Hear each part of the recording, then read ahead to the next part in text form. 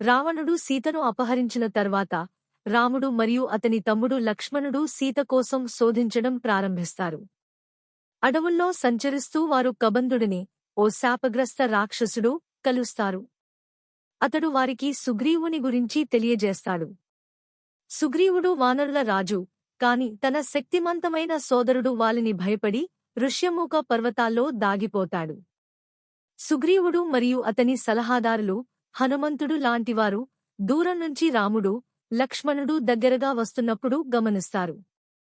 సుగ్రీవుడు మొదట ఇద్దరు సోదరులు తనను చంపేందుకు వాలిని పంపి ఉంటారని అనుమానిస్తాడు. అందుకే హనుమంతుడిని ఆ ఇద్దరిని తెలుసుకోమని ఆదేశిస్తాడు. హనుమంతుడు ఒక సాధువుగా మారి పెద్ద వినయం చూపుతూ రాముడు మరియు లక్ష్మణుడిని దగ్గరగా వస్తాడు.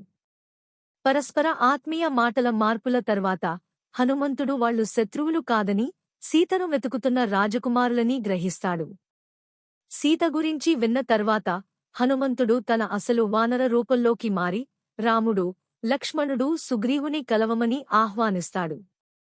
హనుమంతుడు రాముడు, లక్ష్మణుడిని సుగ్రీవుని దగ్గరికి తీసుకువస్తాడు. సుగ్రీవుడు తన బాధను వివరించాడు. ఎలా అతని సోదరుడు వాలి తన భార్యను మరియు రాజ్యాన్ని తీసుకుని తాను నిర్బంధితుడయ్యాడో చెబుతాడు. సుగ్రీవుడు మరియు రాముడు సమానమైన కష్టాలను అనుభవిస్తున్నారని గ్రహిస్తారు. సుగ్రీవుడు తన సోదరుడి మోసానికి గురయ్యాడు. అలాగే రాముడు తన భార్యను రావణుడు అపహరించాడు. ఇద్దరూ పరస్పరం సహాయం చేయాలని వాగ్దానం చేస్తారు.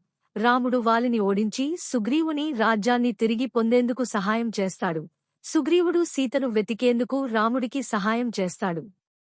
మైత్రిని బలపరిచేందుకు సుగ్రీవుడు రాముని దగ్గరికి సీత అపహరింపబడుతున్నప్పుడు ఆకాశం నుంచి పడ్డ ఆభరణాల గుట్టను చూపిస్తాడు.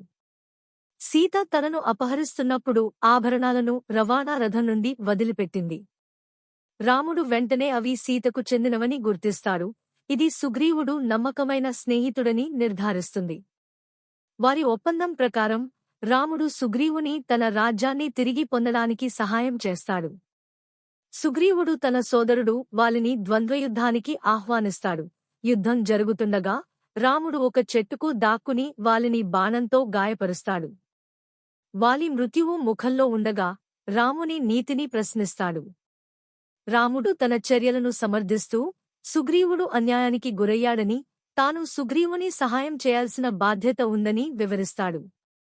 వాలి మరణించిన తర్వాత సుగ్రీవుడు తన రాజ్యాన్ని తిరిగి పొందుతాడు మరియు తన భార్య రుమాతో కలుసుకుంటాడు.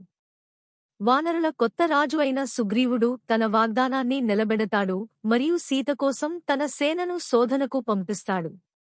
అతను హనుమంతుడిని శోధనకు నాయకత్వం వహించమని నియమిస్తాడు. చివరికి హనుమంతుడు సీత లంకలో ఉందని కనుగొంటాడు. రాముడు సుగ్రీవుని కలవడం ఈ కథలో చాలా ముఖ్యమైన ఘట్టం. ఎందుకంటే వానరుల మైత్రి రావణుడిని ఓడించడం, సీతను రక్షించడం వంటి కీలక ఘట్టాలకు దారితీసింది.